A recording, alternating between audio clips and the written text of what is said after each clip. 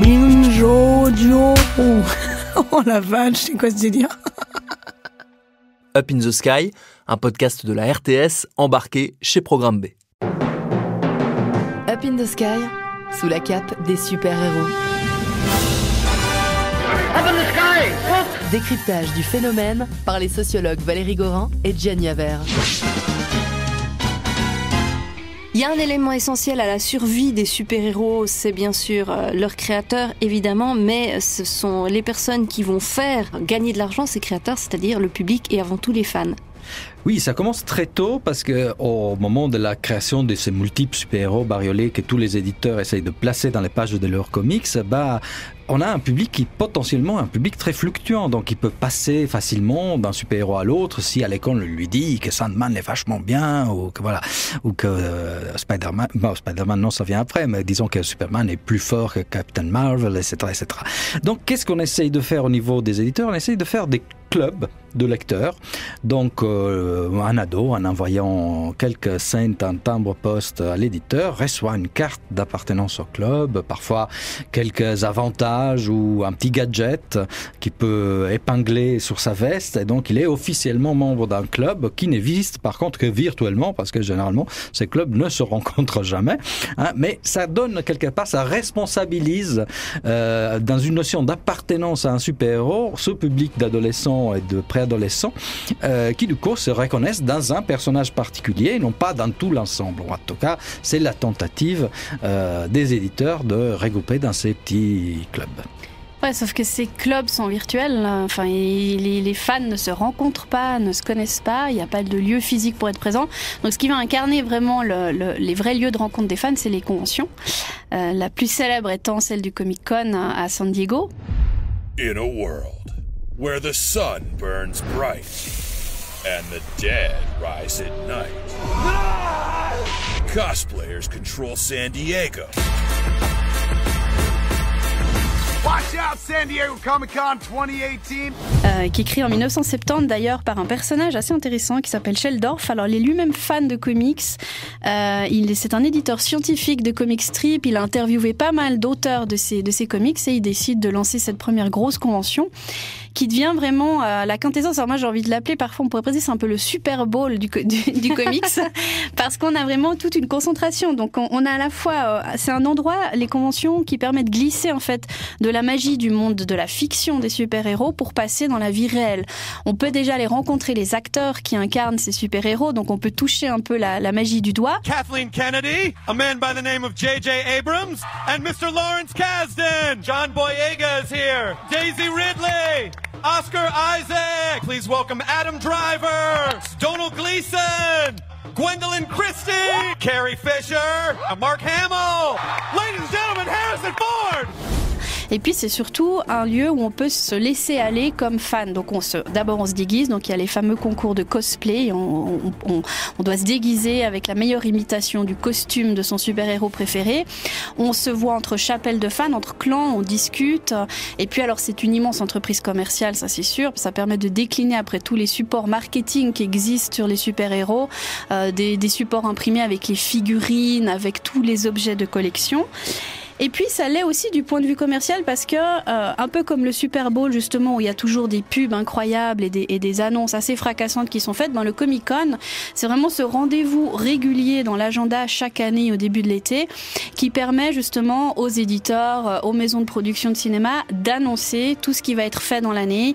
On produit d'ailleurs à grand renfort des teasers qui permettent d'annoncer les films qui vont être produits des fois dans une année ou 2 ans plus tard, mais c'est vraiment des moments d'effervescence qui rassemblent les gens dans des univers où on peut enfin les vivre pour de vrai. Puis après, il y a des extensions alors hors des États-Unis. Il y a un Comic-Con à Paris, il y en a un en Suisse, il est à Bâle par exemple.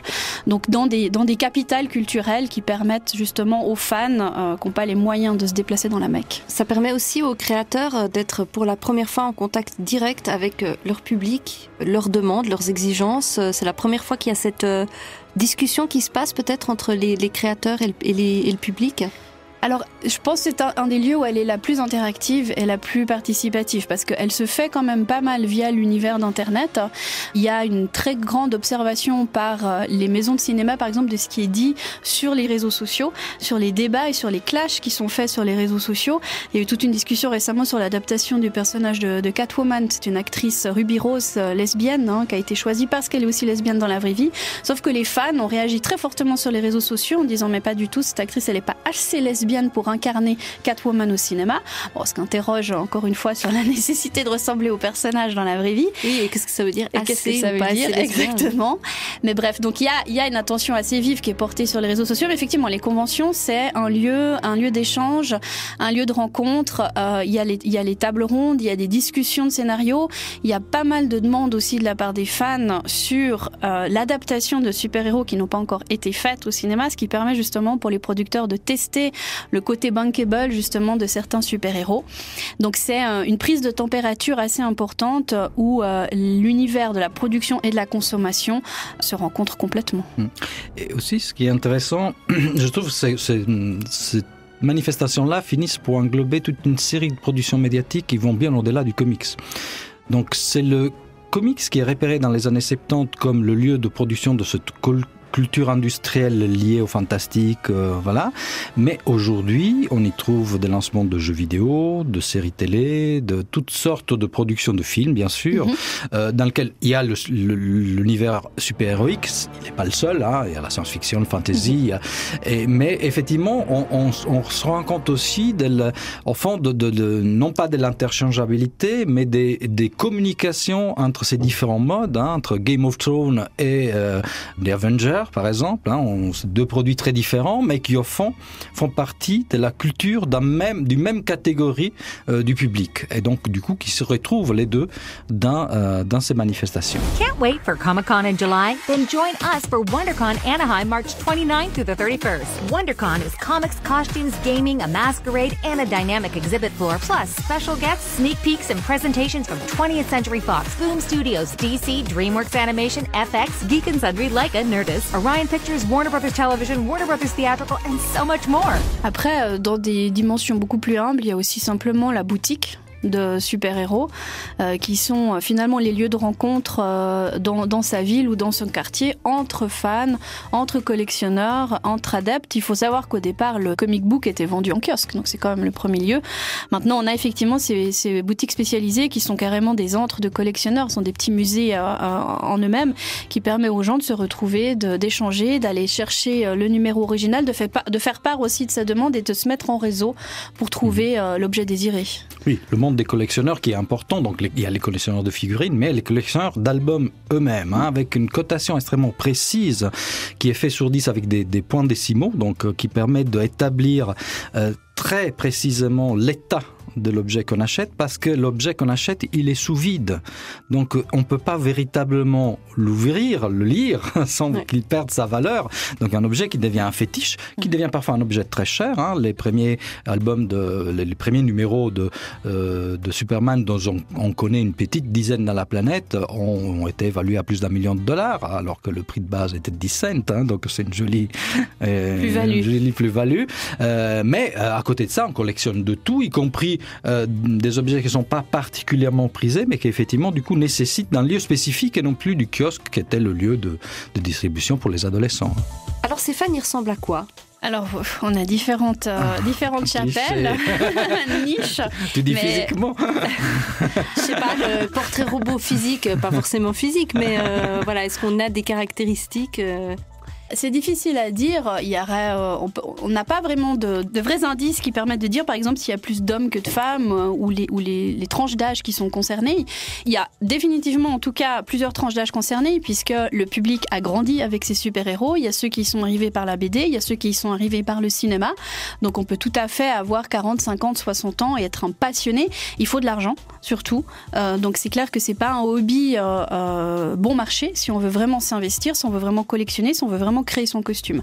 Après, l'univers des super-héros, il se prête assez bien, on va dire, à la fan-attitude parce qu'il permet des comportements qui sont assez caractéristiques des fans, quels qu'ils soient. Hein. Je veux dire que ce soit le fan de Johnny ou le fan de Superman, finalement, il y a à la fois des éléments de divertissement, c'est des univers hyper ludiques, ceux des super-héros, c'est un jeu, c'est des courses-poursuites.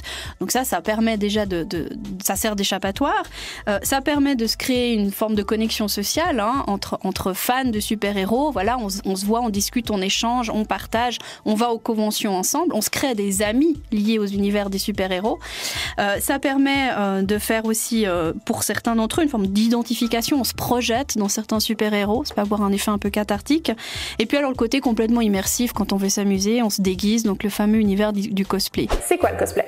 C'est la contraction de deux mots, costume et play. En anglais, ça signifie jouer. Donc, incarner un personnage dont on porte le costume, revêtir sur soi ce qui le caractérise. Oh, qu'est-ce que c'est le cosplay ?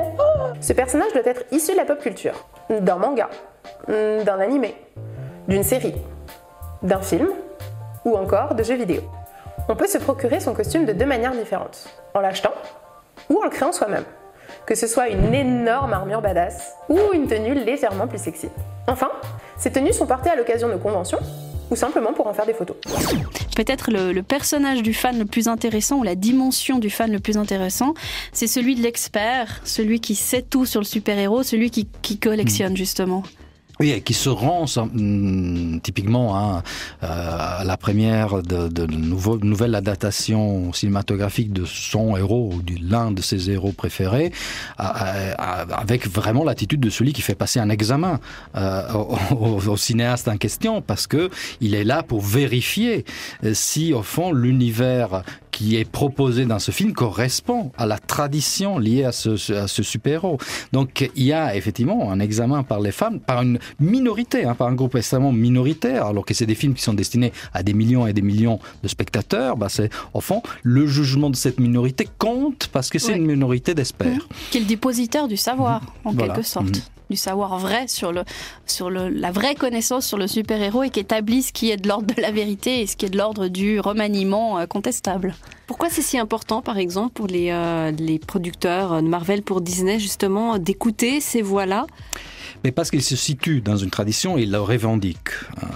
Il revendique aussi des possibilités de changement, mais donc il faut trouver ce bon équilibre. Au fond, qui peut garantir qu'ils s'inscrivent effectivement, que Disney, qui fait des petits rats avec des culottes courtes, puisse faire du Iron Man et que cela reste du Iron Man.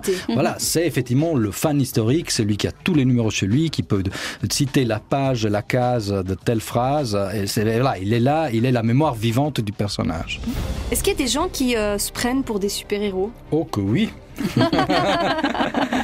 Précisément environ 200 personnes. En tout cas, c'est ça le recensement du site Real Life Superhero qui recense des personnes dans plusieurs pays qui s'habillent en super-héros, sortent dans la rue et font différentes choses, différentes actions. Alors, c'est pas à confondre avec les cosplays, dont on parlera peut-être plus dans le détail tout à l'heure, parce que il s'agit pas de s'habiller en Superman, Spider-Man ou Batman, mais véritablement d'inventer un nouveau personnage qui soit adapté au rôle.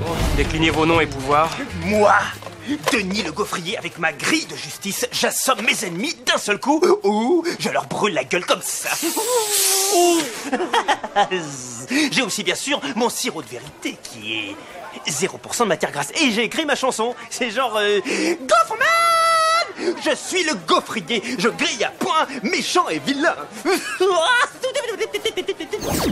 Alors, le rôle, par contre, quel est ce rôle ? Alors, pas forcément sauver la planète dans le sens plus ample du terme, mais d'une certaine manière, sauver la planète de certaines choses. Par exemple, venir en aide aux sans-abri, avoir une attitude écologique, faire les courses à des vieilles dames, ou je sais pas, ou même... La base, quoi. Voilà, la base. Alors, effectivement, le recours à ce visuel super-héroïque et à la fois ironique permet d'attirer l'attention et de sensibiliser autour d'une attitude particulière. Et donc, on a toutes sortes de personnages super barrios au Mexique. Qu'est-ce qu'on a encore le nom m'échappe, mais toute une série de super-héros patriotiques en Amérique.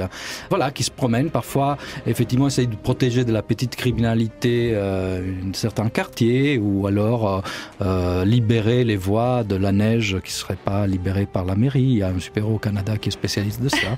Voilà, mais effectivement avec une cape et un masque. Ça, c'est ma chambre. Ouais, je suis fan de BD. Comics surtout. Je suis étudiant à la fac. Enfin, un peu. Disons à mi-temps, quoi. Du côté de la planète, c'est pas mieux. Franchement, tout part en vrille. Et moi, dans tout ça, qu'est-ce que je fais ? J'attends tranquillement le générique de fin ? Pas très glorieux quand même. Et surtout pas très courageux. Eh ben non. Moi, j'ai décidé de me prendre en main, de donner un vrai sens à ma vie. Je vais faire en sorte que le monde devienne meilleur en aidant les autres. En plus, c'est l'occasion de réaliser un rêve. Ouais, moi, j'ai décidé de devenir un super-héros pour de vrai. On en voit un petit peu partout autour de la planète, j'imagine, ou c'est spécifique aux États-unis ? Non, il y en a aussi ailleurs. Il y en a en Italie, un super insecte, en Mexique, oui. Donc non, c'est plutôt réparti. Effectivement, ils sont répertoriés par ce site, et ce site compte plusieurs dizaines de nationalités différentes. Bon, après, on a le phénomène, alors assez cette fois pas mal répertorié par des études psychologiques chez les ados ou chez les enfants. Hein.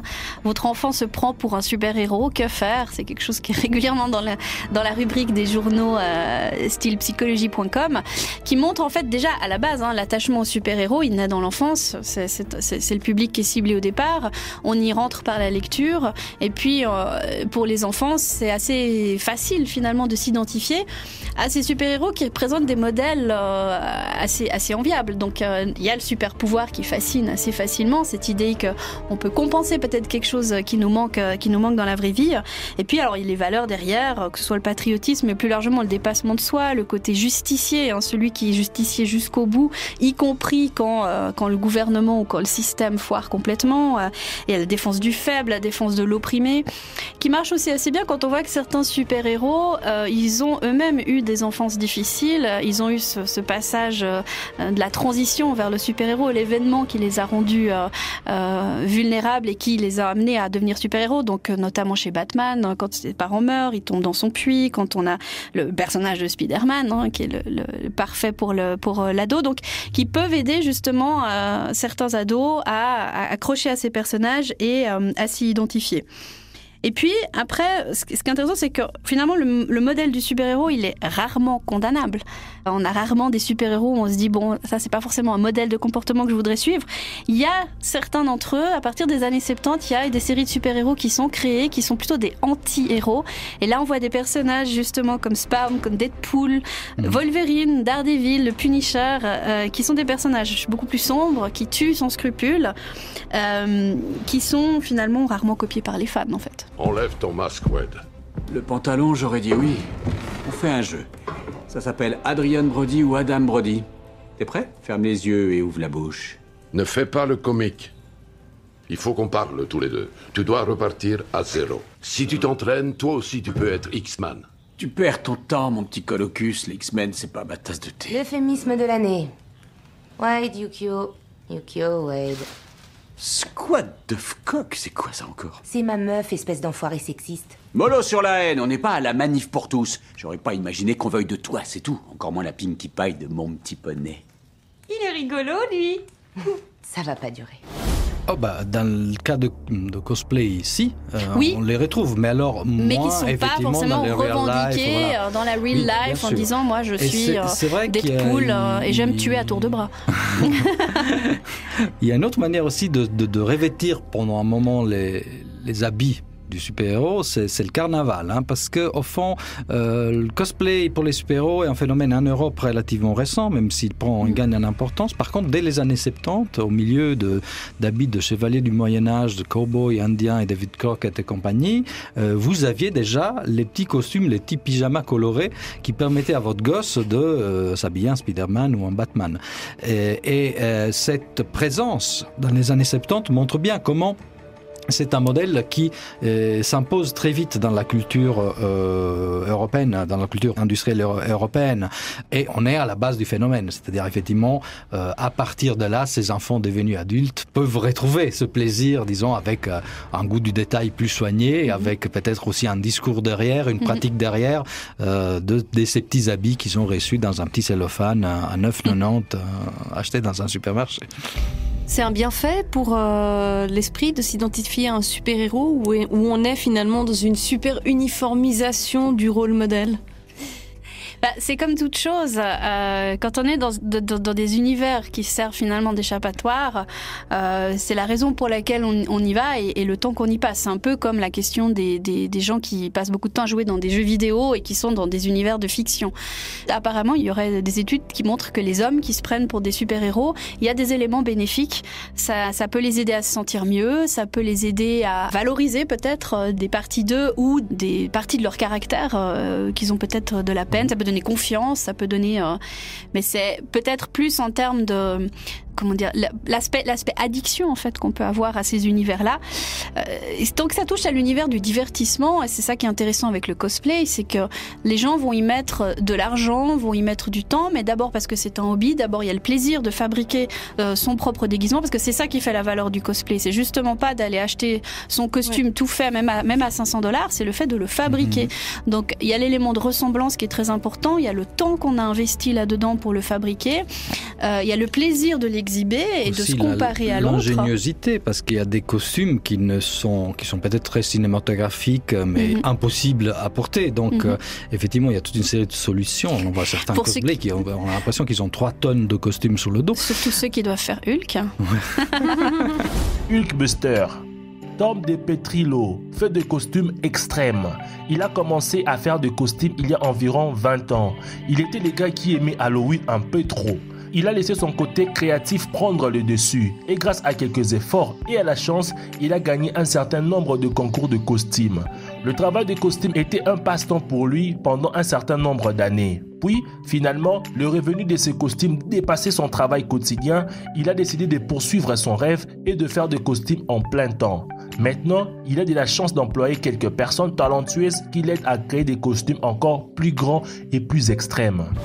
Mais après, c'est effectivement ces moments-là qui sont intéressants pour les gens et on en revient finalement à la question de la convention et des lieux de rencontre parce qu'on voit aussi comment certains se réapproprient des personnages et les font évoluer. Et dans les récents Comic-Con, il y a de plus en plus de femmes qui se sont présentées en cosplay, mais en détournant des personnages vers le féminin. Donc il y a eu pas mal de femmes qui se sont présentées en Loki, le frère ennemi de Thor, mais en tant que femme. Et il y a eu des Thor féminines qui montrent justement qu'il y a encore tout un potentiel pour les éditeurs et les maisons de production de faire évoluer ces personnages et peut-être que dans le futur on aura une déesse Thor qui prendra forme et qui permet de montrer finalement que rien n'est jamais terminé dans la capacité pour les fans en tout cas de se réapproprier ce qu'ils incarnent, ces super-héros. Et alors les fans quand ils se rencontrent, ils sont pas forcément fans des mêmes super-héros et même qu'est-ce qui se passe par exemple quand un fan je sais pas, de Thor rencontre un fan d'Iron Man qui justement dans Civil War sont opposés, ou Captain America et Iron Man, il y a des guerres entre fans. Alors il y a pas spécialement eu des affrontements, des rixes par exemple, ou des fans qui se fichent sur la gueule par rapport à ça, mais on a plutôt des discussions sur la nature super-héroïque en fait du personnage qu'on aime. Et on en revient finalement à l'affrontement qu'on voit à l'écran ou qu'on voit dans le comics. Donc quand Batman se bat contre Superman, entre fans, on va avoir des vraies discussions pour savoir celui qui finalement est le plus proche de l'élément justicier ou celui qui a finalement les super pouvoirs les plus intéressants. Ce qui est intéressant, ce qui s'est passé, c'est le gros débat qu'il y a eu entre des affrontements de fans, notamment sur les réseaux sociaux, sur l'adaptation au cinéma de Captain America, Civil War, encore une fois, donc cette fameuse guerre idéologique qui oppose les deux clans. Elle a été extrêmement critiquée par les fans qui ont été plutôt déçus de l'adaptation au cinéma en disant que les scénaristes, c'est les frères Russo, on réduit cette vrai combat de valeurs idéologiques à un simple affrontement de testostérone entre Iron Man et Captain America. Et là, on retombe finalement sur ces fameux fans experts, ces fans dépositaires de savoir, en disant non, vous avez gâché finalement ce qui faisait l'essence même de la BD à une rixe ridicule. Et donc, des affrontements entre eux pour déterminer finalement quel clan est le plus proche du super-héros et de ses valeurs morales. À suivre.